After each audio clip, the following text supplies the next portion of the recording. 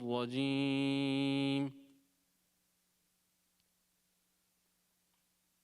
بسم الله الرحمن الرحيم لله ما في السماوات وما في الأرض وإن تبدوا ما في أنفسكم أو تخفوه يحاسبكم به الله فيغفر لمن يشاء ويعذب من يشاء والله على كل شيء قدير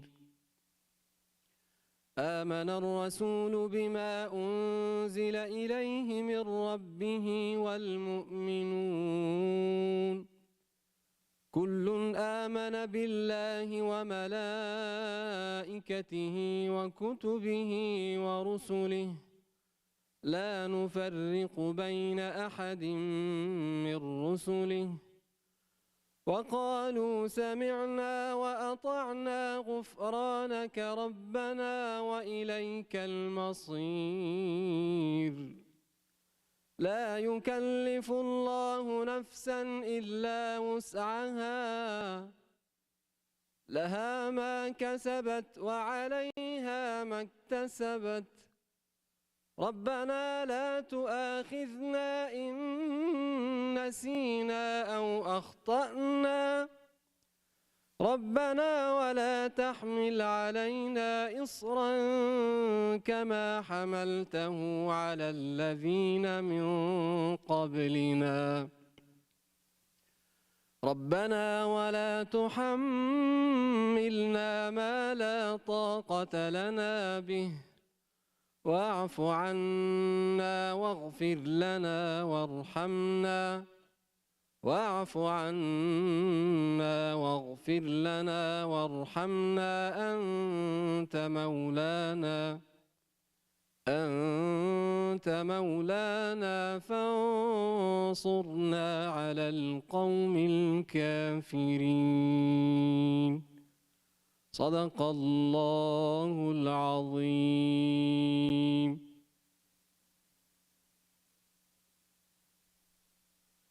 MashaAllah, Jazakallah, Brother Saif.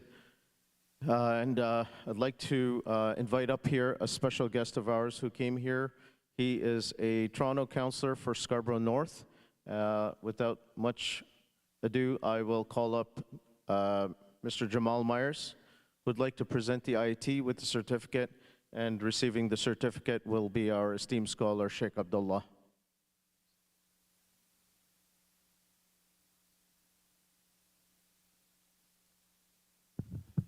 Assalamu alaikum.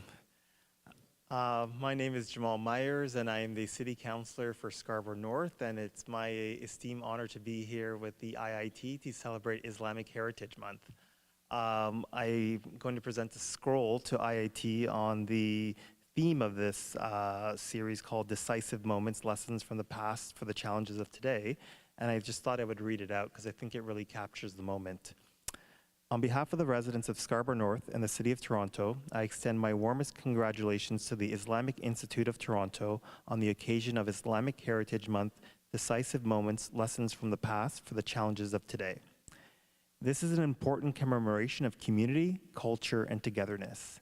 It brings families, friends, and neighbors of all backgrounds together in the spirit of unity, creating shared knowledge and understanding, and strengthening the bonds that define a diverse and welcoming city. As City Councillor for Scarborough North, I commend your dedication to building bridges within and beyond the Muslim community, and I applaud your efforts in organizing events that promote inclusion, education, and community connection. Wishing you continued success, sincerely, City Councillor Jamal Myers. Thank you.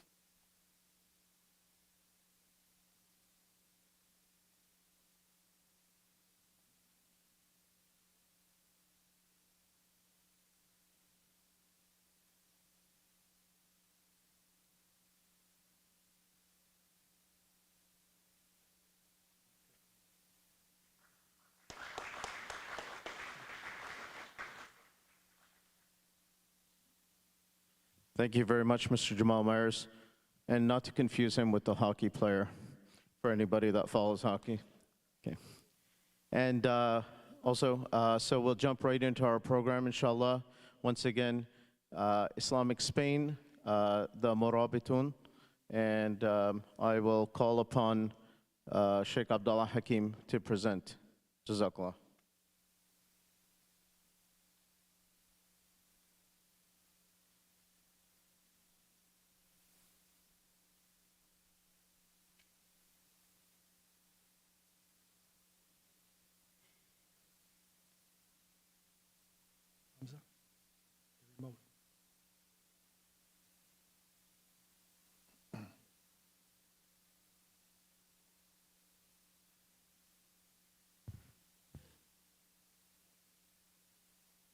Bismillahir Rahmanir Rahim. Alhamdulillahi Rabbil Alameen. Wa usalli wa usallam ala Sayyid al-Awwaleen wal Akhirin. Nabiyyina Muhammadan wa ala alihi wa sahbihi wa barik wa sallam. All praise are due to Allah, Lord of the worlds. And peace and blessings be constantly showered upon our beloved Prophet Muhammad, the master of the first and the last, his companions, his family, and all those who call to his way and establish his sunnah to the day of judgment. As to what follows, my beloved brothers and sisters, to our friends, I begin with the greeting words of the righteous. Assalamu alaikum wa rahmatullah. Alhamdulillah, it is again a great privilege to be with you here in Islamic History Month. And we have recognized the critical importance of history, and that is human experiences, because it is the human experiences of the past that help to shape the minds of people in the present. And if you don't understand your past, you will be confused in your present and unable to make proper decisions for the future. In this world today, there are two great battles going on. There is a hot war. People are dying with new types of weapons, and humanity has reached a savage state in terms of taking life. But the other war is not a military war, it is the battle for the hearts and the minds. And the battle for the hearts and the minds may actually be more important than the physical war. Because when the mind is enslaved, when the person is confused, even if they are told that they are free, they're still a slave, because their mind is in a state of slavery. And so one of the intentions of Islamic History Month is to bring you information from an Islamic perspective, not from a Eurocentric perspective. In other words, we're not going to center ourselves in Europe, because people say the Middle East, but the Middle East is middle from where? They say the Far East, when they're talking about China, meaning far from London. That's Eurocentrism. It's not Indocentrism. We're not centering ourselves in India. It's not Afrocentrism. We're not centering ourselves in Africa. It could be called Mecca-centrism. And that is that we are centering ourselves in the revelation, centering ourselves through the life and experience of Prophet Muhammad, peace and blessings be upon him. And so we are looking at decisive moments. And these moments were so important before that when people relive these moments, it can actually change your perspective on yourself. And Muslims are in need of this today, because our self-esteem has been lowered through the colonial period. Our countries were conquered, but now we are coming out. We have independence, but we're coming. And the minds need to be liberated. And so this is a big topic, and I want to bring it down on a level where you can get an overview of what happened in Muslim Spain and Portugal, known as Al-Andalus, and then look at this decisive moment that happened and the result of this moment. This map here is showing you a map of the heartlands of Islam, and you can see the dark green color is actually within the first 100 years that Muslims had actually spread this distance faster than any other nation, any religion in history. And we recognize the fact that the Prophet, peace be upon him, never intended to expand militarily.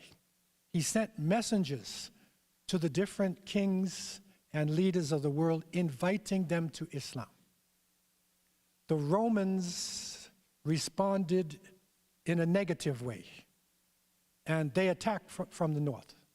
The Persians also responded in the eastern side, and they attacked from the east, and so the Muslims had to defend themselves and had to respond to the attacks, and they ended up bringing down the Roman Empire in the Mediterranean and also ending the Sassanid dynasty in Persia. And with this movement, and you'll see how the arrows go out of Arabia and then into the area of Palestine and Syria, but then it turns left because the Muslims realized that the Byzantine Romans, they had conquered the Mediterranean and the people wanted to be liberated from them. And so Amr ibn al-As, one of the great companions, they entered into Egypt and they started to move. The Muslims started to move across Egypt and across North Africa. It's even reported that Uqba ibn Nafi', rahimahullah, he actually rode his horse into the Atlantic. And he said, if I knew there was land across you, I'd take this message across. And he was a tabi'i, right next to the Sahaba. And so, in a short period of time, Muslims were actually controlling North Africa above the Sahara Desert. And the emir of the Muslims, who was sent by the Umayyad dynasty, the Umayyads were ruling the Muslim world, was Musa bin Nusayr. And he was a very intelligent leader, and he related to the people. He did not come in like a conqueror, but he gave upward mobility to the indigenous people. The indigenous people of North Africa were called Amazigh. The Romans called them Berber. Berber is still being used now, but Berber is not really a nice word. It's barbarians, right? Their name, they call themselves Amazigh. And so these Amazighan people had a belief in one God, and they lived in the area of North Africa and the desert for thousands of years. And it was amongst these people that the teachings of a rebellious Christian theologian named Arius, who refused to accept the Council of Nicaea in 325 AD. This is where the Christians put together the Nicene Creed and put together the present-day Christianity. Arius was a Libyan. He was based in Alexandria. He refused to accept. And he was killed, and thousands of his followers were killed, although he was a Christian. But his teachings were there amongst the Berber people. And so Musa bin Nusayr then carried the message across and gave upward mobility to the indigenous people. And it was a huge territory. Again, maps do not do justice to Africa itself.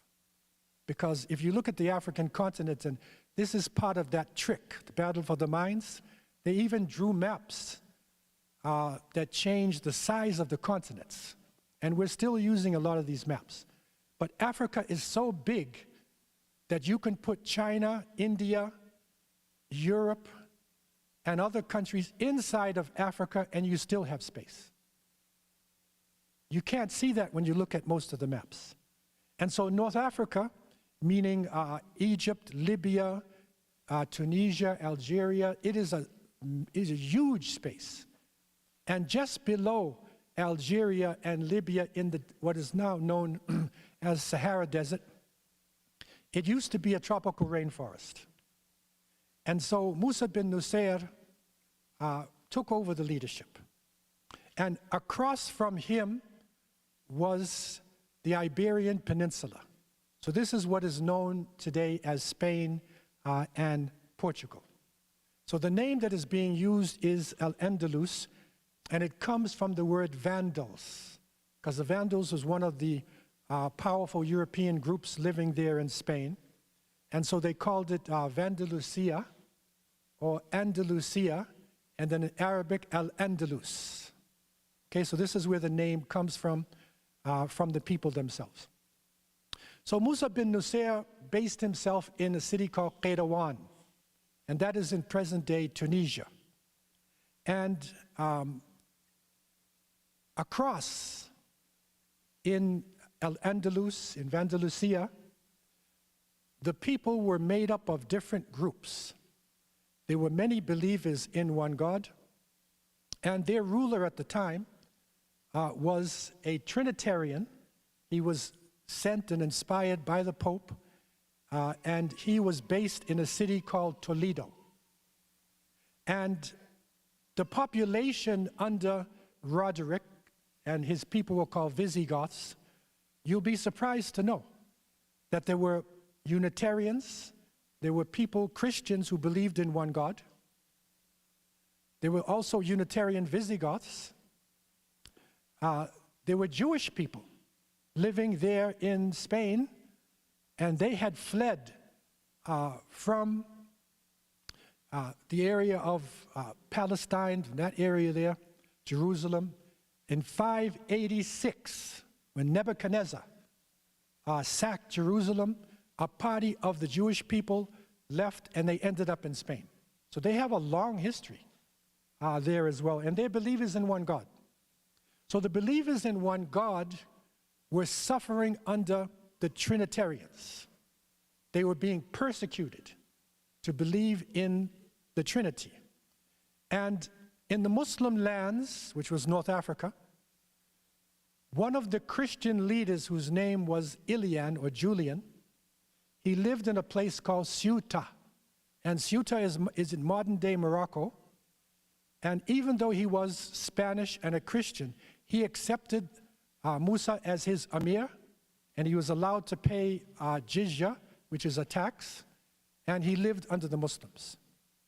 And it's a long story, but basically what happened was Ilian sent his daughter to Toledo for education, and when Roderick found about his daughter, he violated her, and he humiliated her. And so Ilian wanted revenge. And so he reached out to Musa bin Nusayr.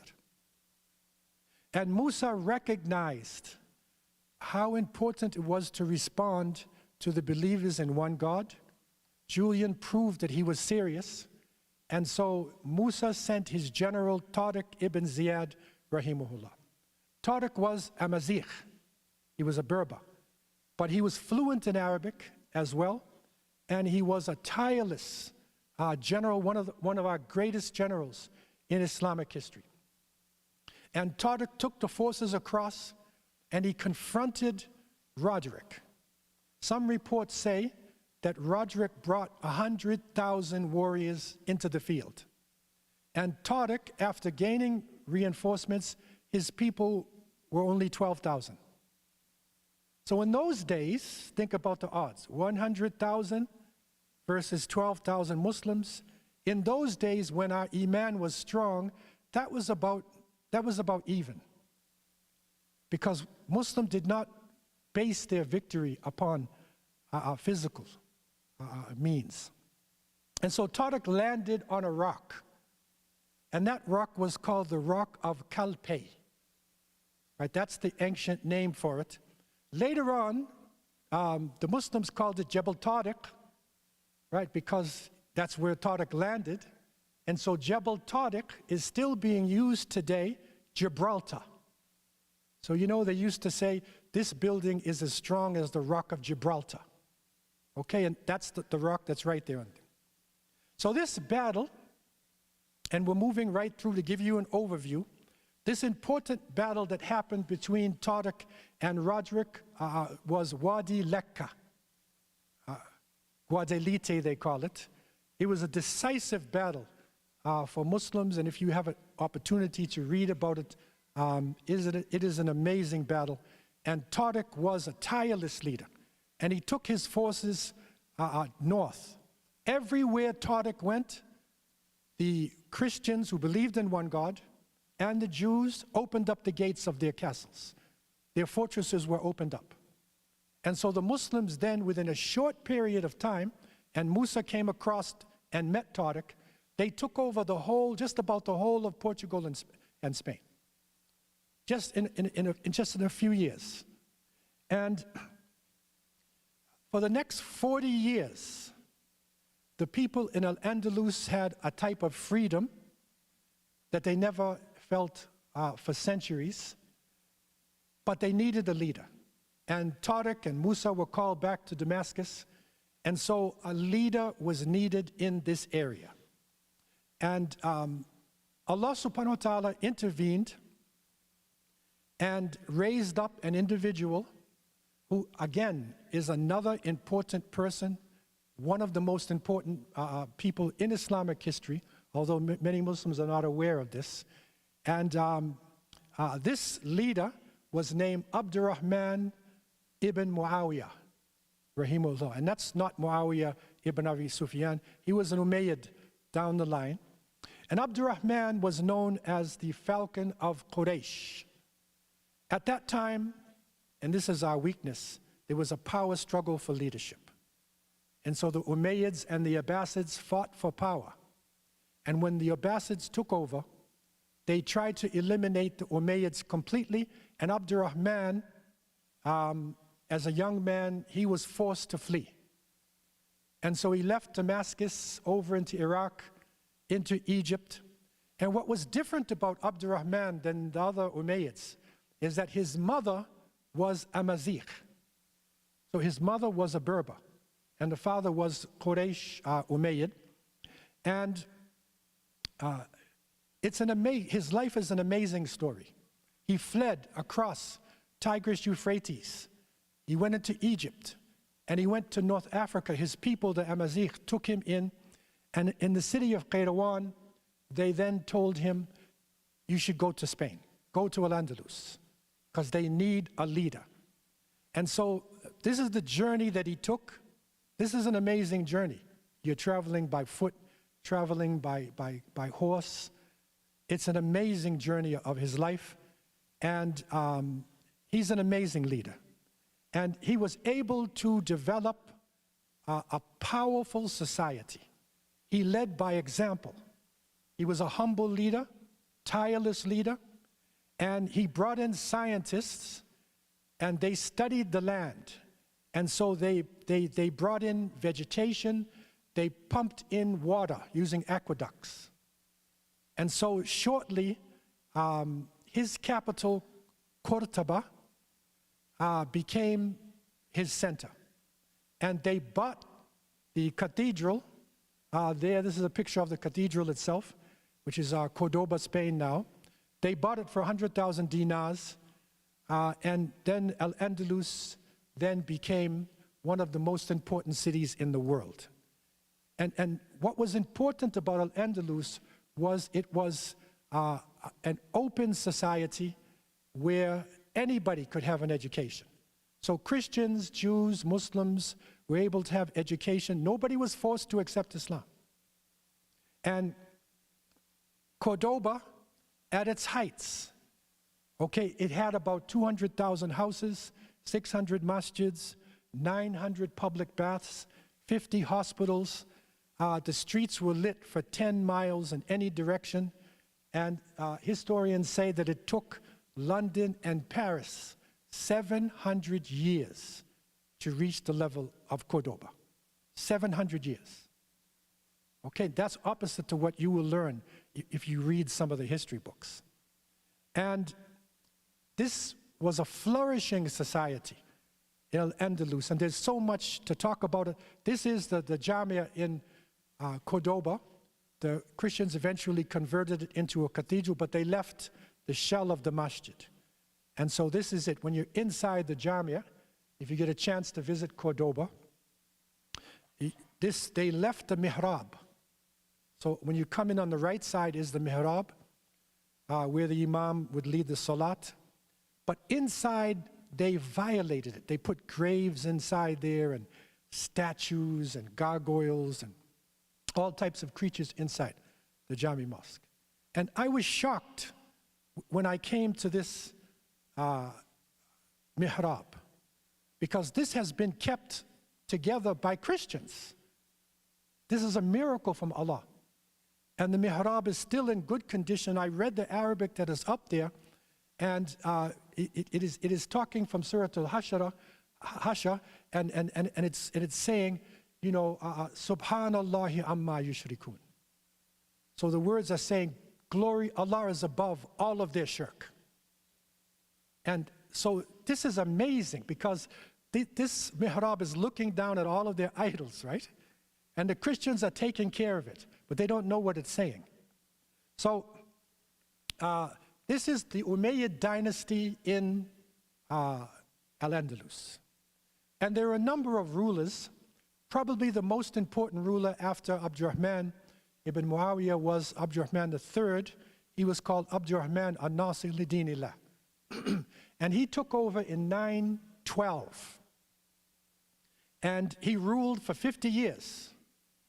And he was a powerful ruler, to the point where he was recognized in different parts of the world. And when he studied the condition of the Muslim world, the Abbasids were corrupted. There was a Shia dynasty that went up in Egypt. It started in Tunisia, the Fatimids, and ended up in Egypt. And so he said, no, there must be something, you know, Ahl Sunnah wal Jama'ah. So he declared himself to be Khalifa. Okay, this is something a lot of people don't realize. He declared that he is Amir al-Mu'mineen.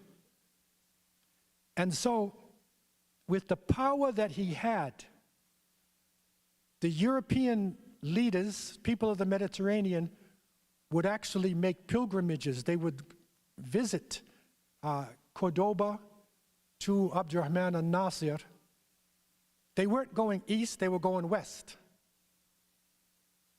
And so he was an amazing leader.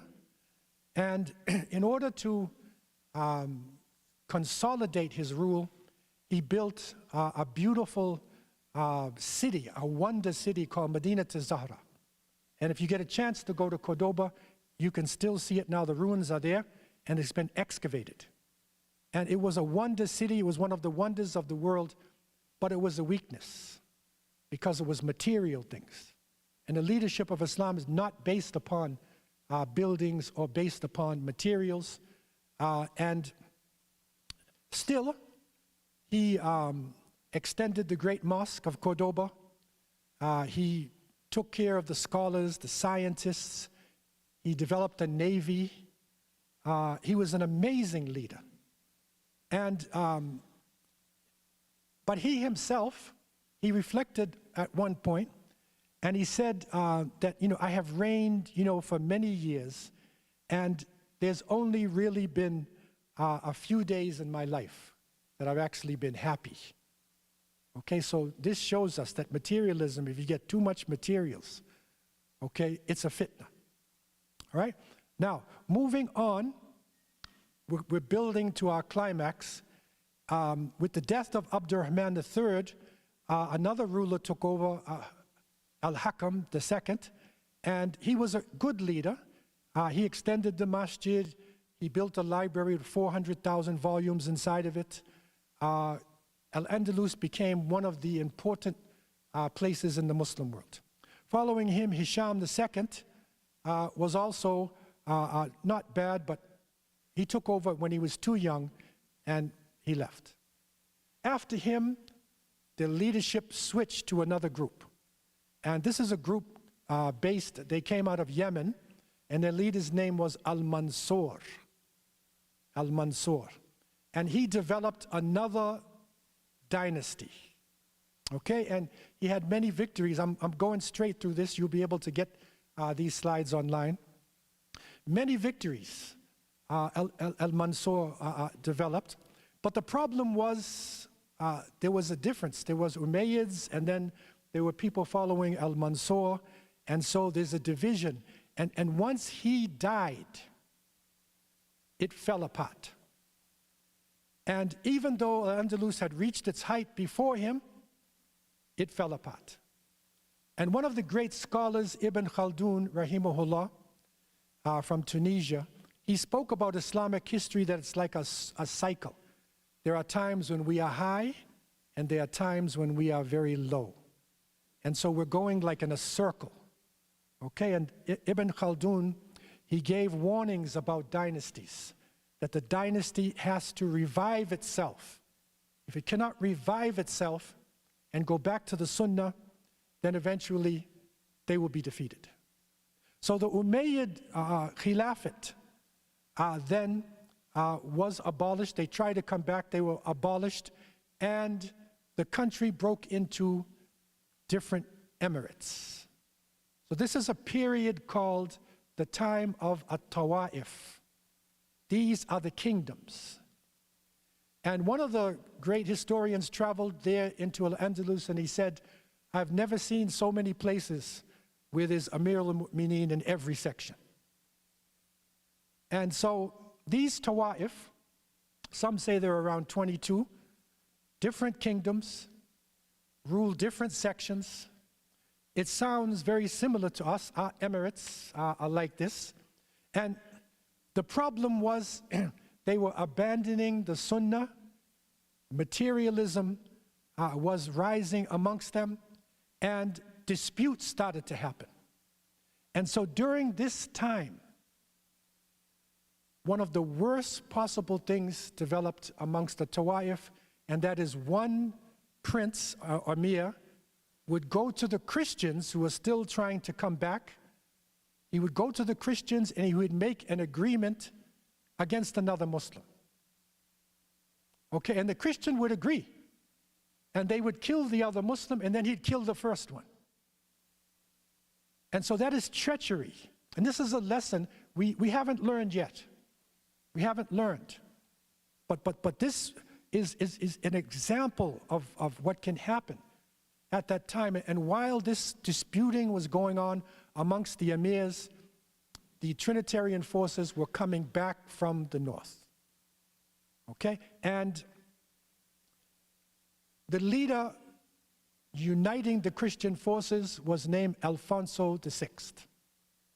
And Alfonso came down and he took over Toledo. He captured Toledo. He captured the northern part of Portugal. And he declared himself the emperor of the Christians.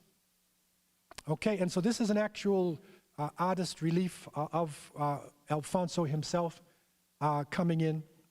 And he reached Seville. So now you have this Christian Trinitarian leader. He's coming down to Seville, which is one of the important sections in the south.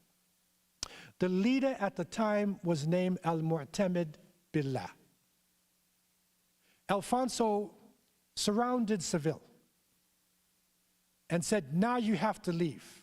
There's a struggle going on between them because Al-Mu'tamid, before, he was actually paying tribute to Alfonso, holding him back with bribery. But the bribery didn't work.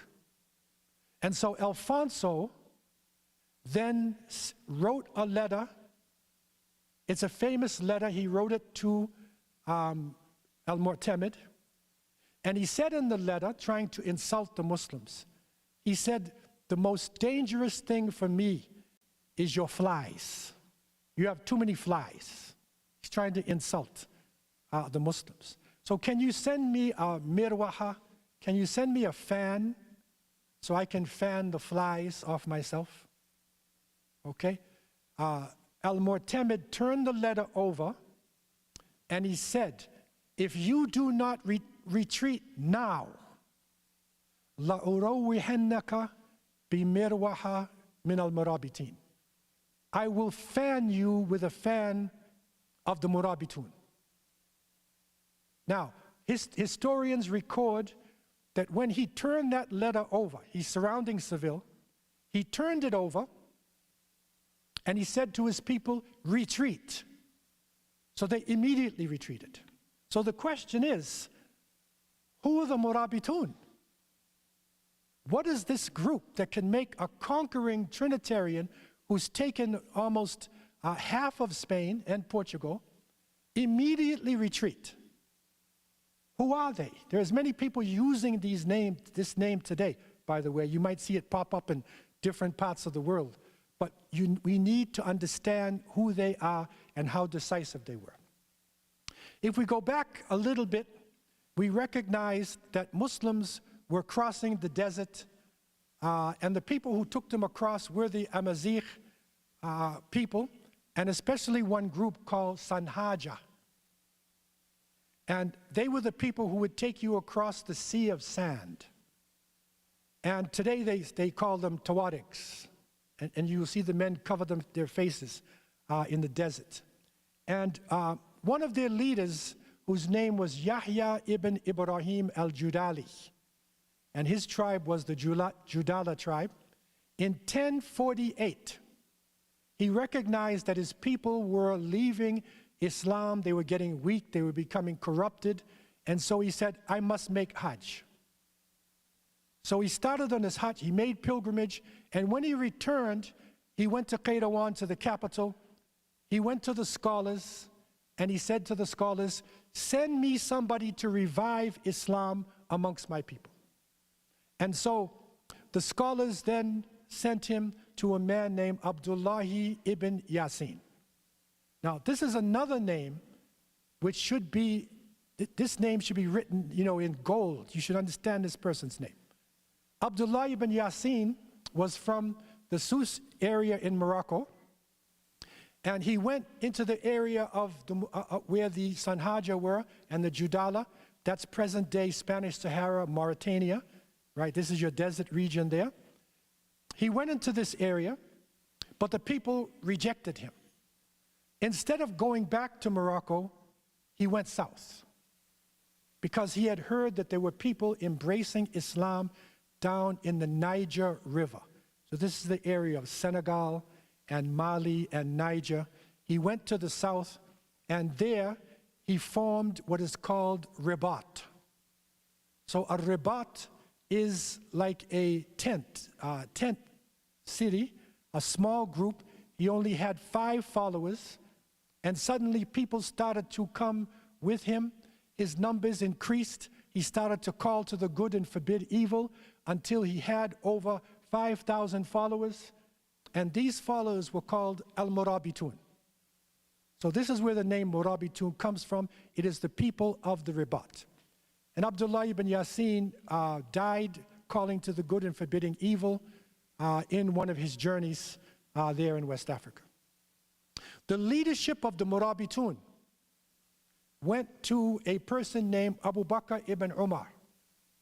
He was another tireless leader, and he developed the leadership of the Murabitun, and they based themselves in Marrakesh, in present-day Morocco. And he also heard that there were people in the deep south who were embracing Islam. So he left the capital, Marrakesh. This is a picture of Marrakesh in Morocco itself. And he gave the leadership over to Yusuf ibn Tashfin.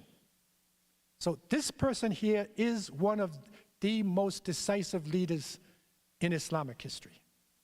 And Yusuf ibn Tashfin immediately organized, and he traveled throughout the areas until he reached the point where he could bring 100,000 horsemen into the field. Okay, so this is the reason why. That's what it looks like. That's our conception of it. This is the Murabitun. So now you know why Alfonso retreated, right? So these are the Murabitun warriors. What some people today who look at world history, you could call them in a sense, and that is a depiction, present-day person following their traditions. You could call them Muslim samurai. You know the samurais of the Japanese? They were like Muslim samurais. Okay, but they were fluent in Arabic, they knew Islamic studies, they were into dawah, calling to the good and forbidding evil. They were meticulous with the Quran and Sunnah. And they used to spend their time calling to the good, forbidding evil. And it's interesting because one of the most important issues for them was injustice, and especially economic injustice. So wherever they saw the rich exploiting the poor, they would come into that area and they would even it out. And so back in Spain now we're going to jump back in Spain. Al-Murabitun sent the letter. He gave the letter to Alfonso. Alfonso retreated, and so they immediately called a council of emirs. So the 22 emirs gathered in Seville. It's like the Muslim leaders now going to Qatar. And so they're all coming together, the emirs, and with their groups and with their fancy things, and this one is king and this one is prince. And they met together to try to decide what to do. Most of the emirs said, we should use bribery. If we pay them enough money, if we join their side, they'll leave us alone. That was their solution. But Al-Murabitun himself, he made a mighty statement. And he said, the Christians are there at our doors. And he said, I would rather be a camel herder than a swine herder. This is his statement. In other words, what he said, I would rather not be underneath the Trinitarians and take care of their pigs. I would rather be underneath Al-Murabitun. And so they called the Murabitun to come to rescue Al-Andalus. And this is a critical time now. Remember, this is only around 1086. Tariq ibn Ziyad had entered in 711. So it's only 370 odd years. Okay? And so it's a critical point. Muslims had reached the height of their civilization, and they were about to be totally destroyed. Everywhere the Trinitarians went, they enslaved the people, they raped, they destroyed the society itself. And so the Murabitun came forward. Yusuf ibn Tashfin, if you get a chance to read about this battle, which is Sagaras. In Arabic, it is called Ma'arikat Zallaka. This is Zallaka. So this is a decisive battle, Zallaka. If you read this, it's an amazing story of the strategies that were being used at that time. And Yusuf ibn Tashfin, he was very meticulous, and before he came, he went to the scholars. And he needed a fatwa. He said, what is the position of these Tawaif? And the scholars said, these emirs are useless. You have to save us. And so he went forward, and in a decisive battle, he was able to defeat the Christians in this battle of Zallaka, and it was an amazing achievement. Following the battle, there was an agreement that was made between Yusuf and Al-Murabitun that if he wins the battle, he will return to Africa. Okay? Now, most conquerors, if they get a chance, they're not going to return. Okay, they're going to take it. Yusuf, he followed everything to the letter. And so he returned to Africa. But after a short period of time, the Christian forces started coming back again. They were coming back. And so in 1088, Yusuf returned. And he brought his forces again, and he pushed back the Trinitarian forces there, and But the Tawa'if people, once the Muslims left, once the Murabitun left, because that was the agreement, they started fighting each other again. And so they were called for the third time. And they organized the Muslims, and he said to his forces, make sure that the emirs are involved in this struggle. If they're not involved, once you defeat the Christian forces, take everything. And so they defeated the Christian forces and then began to take over all of the emirates, until the emirates then came underneath Al-Murabitun leadership. And the Murabitun, they were amazing, amazing leaders.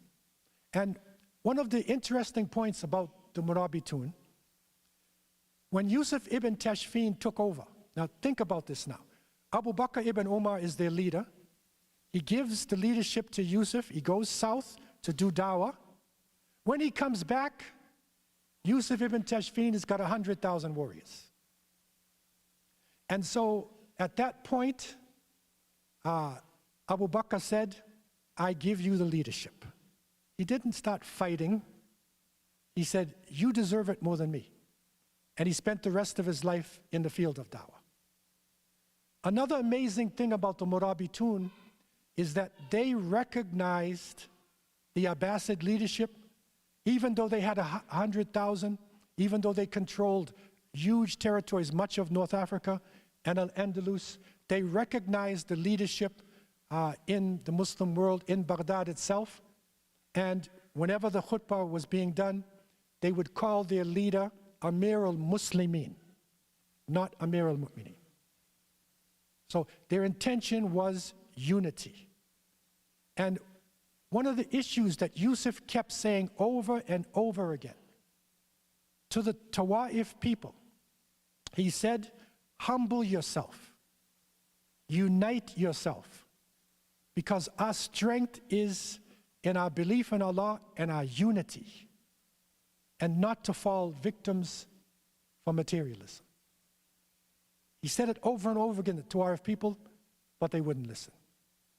And so Al-Andalus then came under the rule of Al-Murabitun, and the green there shows you where they had reached.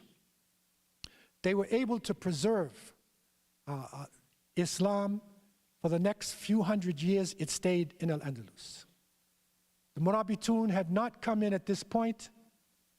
It was finished.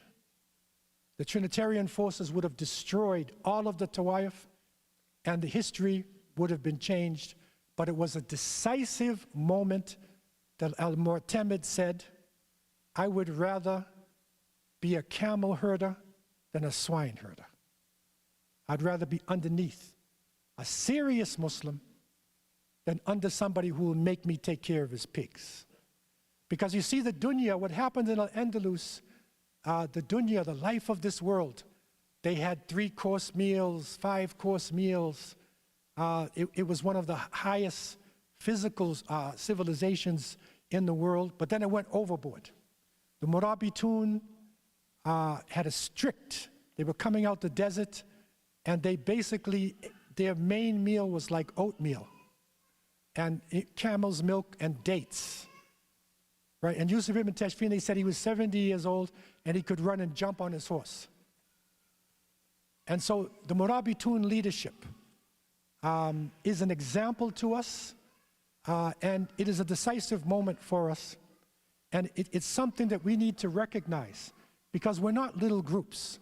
We're part of a vast civilization that has had many achievements over the centuries. So I want to leave you at this point. For those of you who want to study more, I know there are some avid students here. There's a couple books I want to leave you with, and this is for your reading. If you don't take a picture of it, one of the writers, his name is Ahmed Thompson. And Ahmed Thompson did a work with Atta ar-Rahman One book is called For Christ's Sake. Another one is called Islam in Andalus. Okay, this is one, you can get this online. There's also another book that is done by Michael Barry. This is an excellent book as well. And a great Algerian writer, Al-Jazairi, Essi Al-Jazairi, he has written The Golden Age of Decline of Islamic Civilization. Firas Al-Khatib, is a quick read. There's also a documentary, for some of you who want to see an interesting documentary about Spain. This is not by a Muslim, it's done by a British woman, dealing with the true history of Spain. Her name is Bethany Hughes. You can get this on YouTube.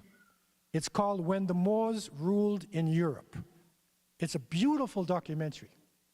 And what she shows in this documentary is that the majority of people living in Al-Andalus were not Arabs, they were not Berbers, they were not West Africans, but they were actually people, Europeans, who had embraced Islam.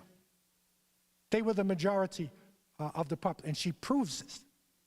So it's an amazing documentary for you that you can get more information concerning this. I want to open up the floor for any questions that anybody has concerning this decisive moment of Al-Murabitun. Okay? Floor is open for any questions that you may have. If you look up the word Al-Murabitun, Google's bringing everything in.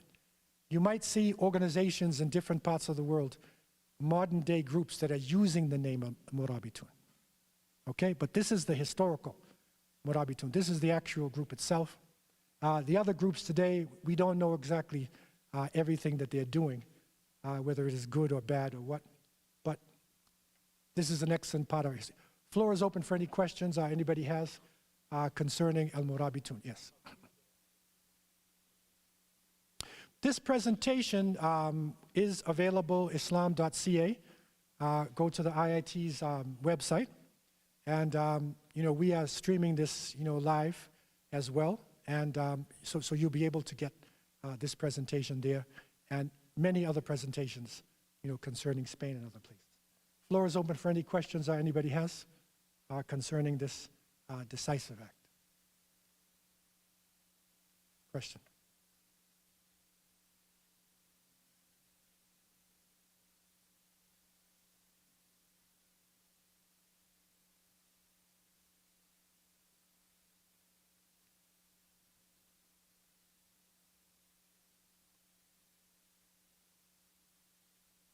Yes, so this is an important question that it sounds like we need Yusuf ibn Tashfin today, right? Right, to go to our amirs, right? We should have sent him to Qatar, right, to straighten them out. But what you have to realize is that the great leaders of Islam, they don't fly out of clouds. They actually come up with a movement. They come up through education. If you study Salah ad-Din al-Ayyubi, the great leader who defeated the Crusaders, he was taught by Imad ad-Din Zengi and Nur ad-Din Zengi. He came out of a tradition.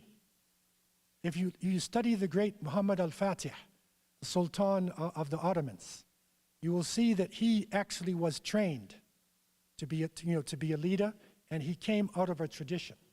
So therefore, it is important for Muslims now that amongst the youth that they should gain a lot of skills and understand history properly, and those who show the right leadership, wherever it is in the Muslim world, we need to support them. It's a difficult time for us now because of the control of the media. We're not, but the Muslim world is like a river which is being held by a dam, and it's gonna explode. Okay, but we need balanced leadership. Question.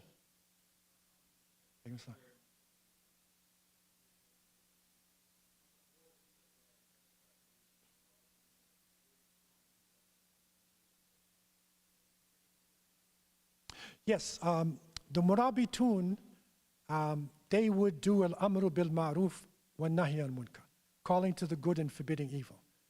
So when they would come into an area, they would oppose the taxes For instance, if there was a Muslim leader who was overtaxing the people, then they would focus on this, that the taxes would not be unjust. If there were any corruptions in the society, they would also move against the corruptions.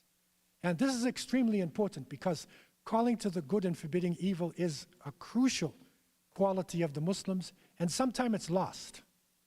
And that is what is needed today, amongst us, that calling to the good and forbidding evil that they have.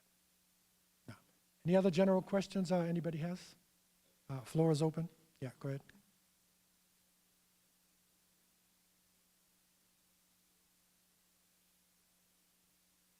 Yes, so the basic weapons they're using is swords and spears and, daggers and, whatnot. That's basically it. I mean, catapults started to come in, as a type of technology. But basically it was hand-to-hand type combats and, cavalries and, like that. So the strategies were, basically like this. So the arrow was very important, and the formations and whatnot. And the Murabitun, coming out the desert areas, they, were trained, in riding even in difficult circumstances. Okay, and they were highly disciplined. Okay, but basically this is 11th century technology that they had at that time. Okay, any other general questions anybody has? Floor is open.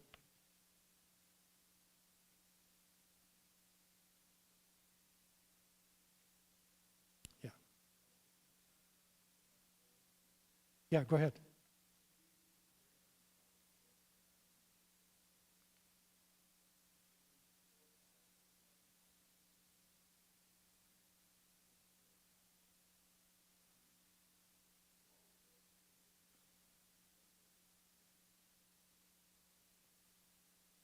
Okay, the question is about Abdurrahman ibn Muawiyah, Abdurrahman al-Dakhil, sometimes they would call him. He was an Umayyad. He was raised in Damascus, and he had Islamic education, and he also had skills, different skills, fighting skills, and even engineering. They were highly educated at that time. And he was a resourceful person himself. And so one of his great qualities was that he was a humble person. He would even come down in the streets and dress with regular clothing to make sure that everybody was all right.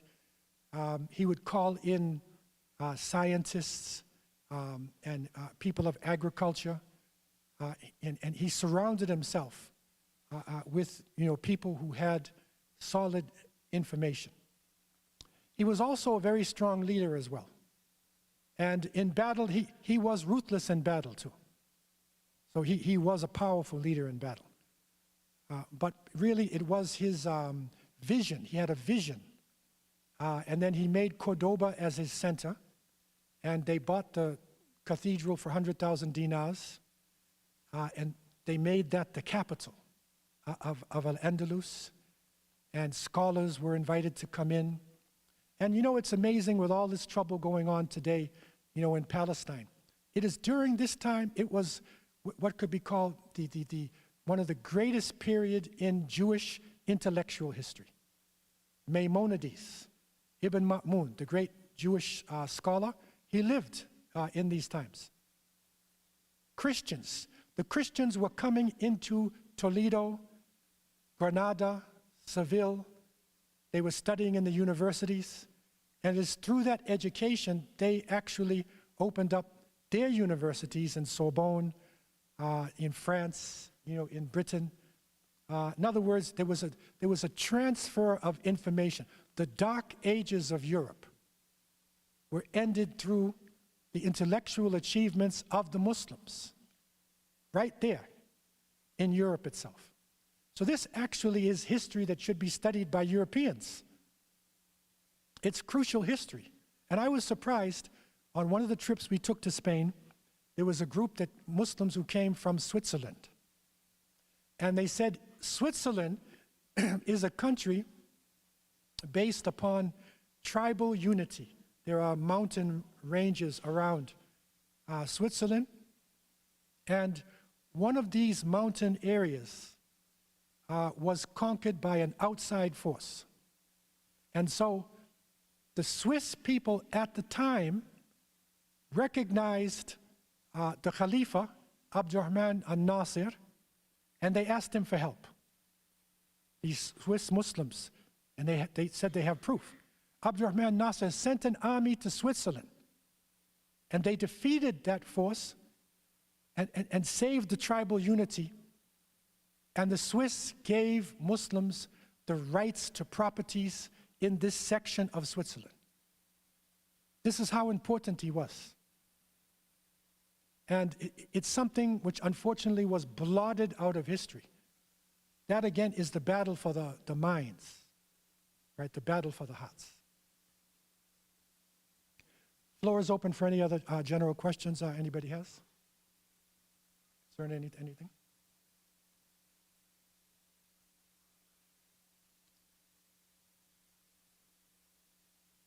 Yeah, question?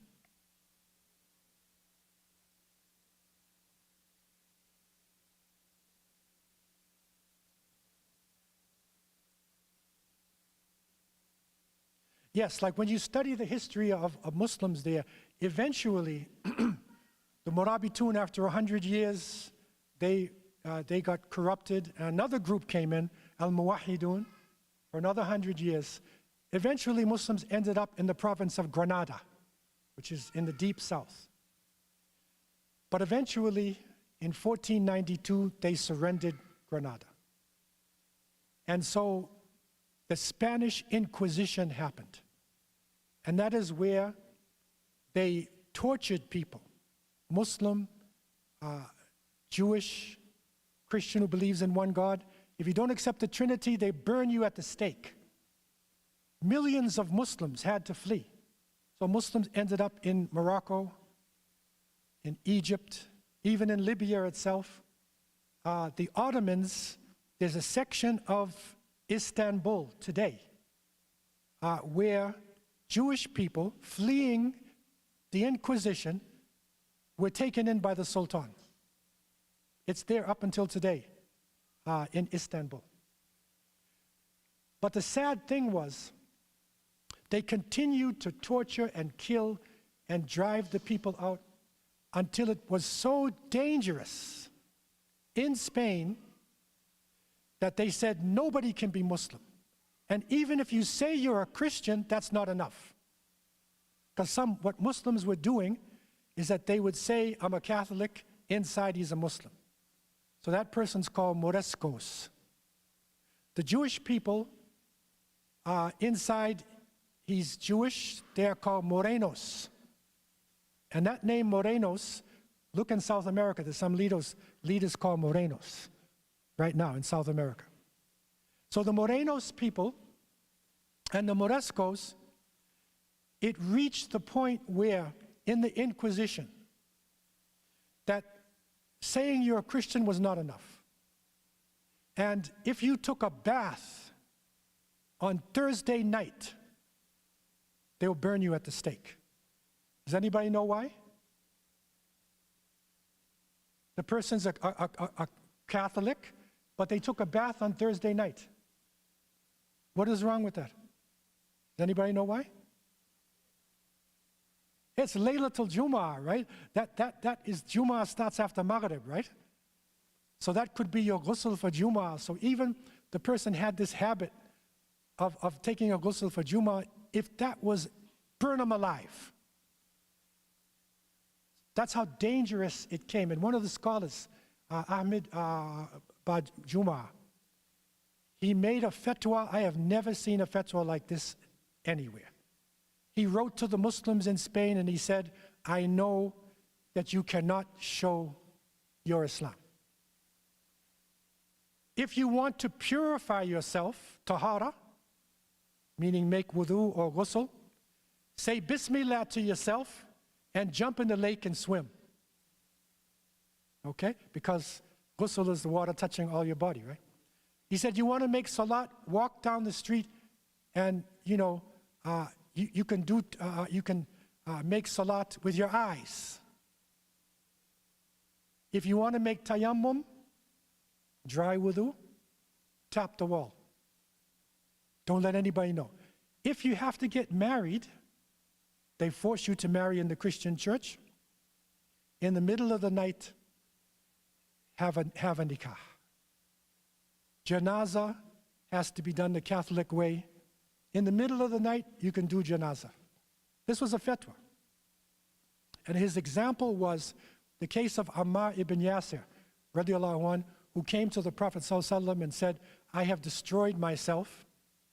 And the Prophet said, why? He said, I said the word of kufr.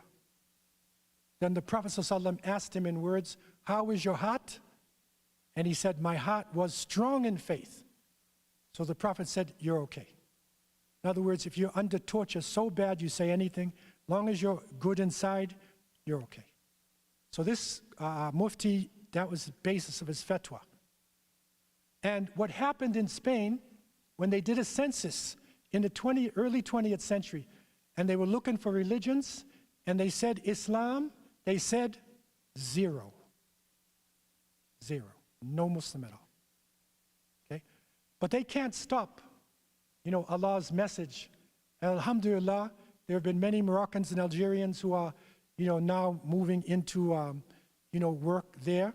And alhamdulillah, by the mercy of Allah, there are Spanish people who are embracing Islam every Jummah. If you go to Granada, there's a masjid in Granada across from the Alhambra.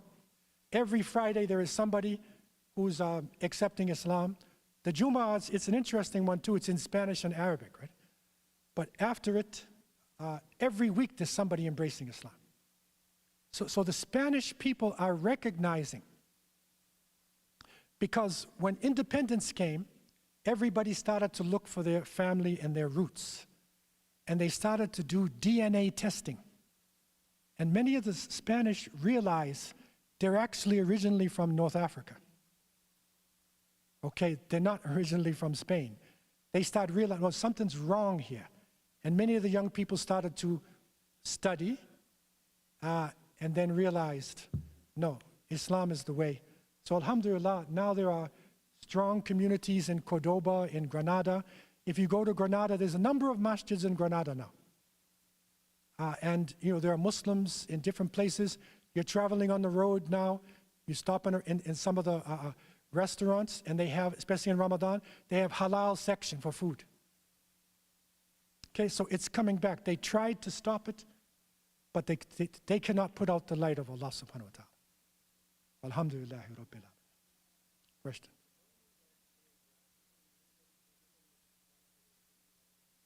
Yeah, so this is another good question as well, that when the Inquisition is happening, especially the last 250 years in Granada, the question is, what happened? I asked this question myself to an Ottoman historian, a Turkish historian.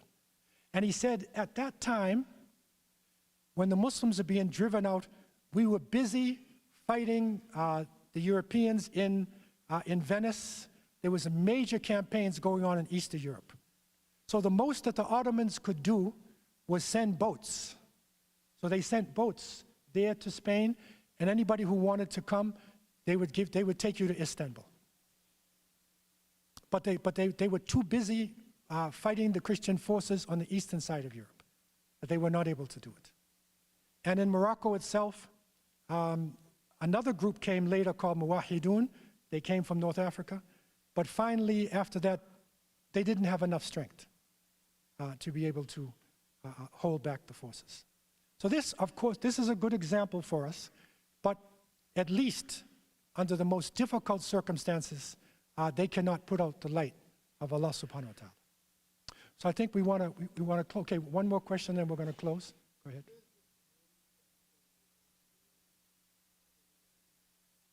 Right. Okay, so the question is concerning a movement in the United States called the Moorish Science Temple of America. Now the word Moor, when the Christians were conquering the Muslim areas, they used this word called moros, which means colored people, people of color. That's what Moor means in Latin. Okay, so any Muslim was a Moor. Okay, so that's a general term that they'll use for Muslims. And African Americans who were searching for their roots, looked into history and they saw Othello and the Moors, and whatnot. And so they named, their organization to be Moorish Science Temple. Okay? It's not really an authentic Islamic group. It's a mixture of Christianity and Masonry and a number of things that's mixed in with it. Okay? That's the Moorish Science Temple.